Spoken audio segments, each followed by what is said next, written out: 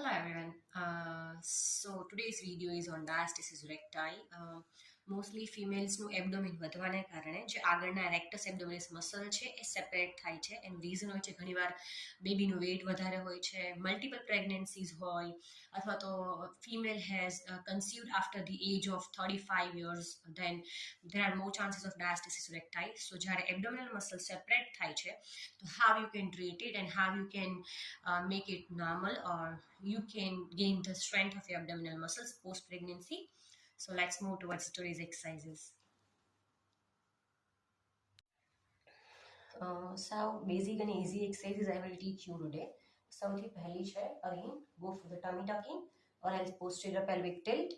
Okay, and then just rotate your hips in and out. So this will help to work on the lower edge too in your hip.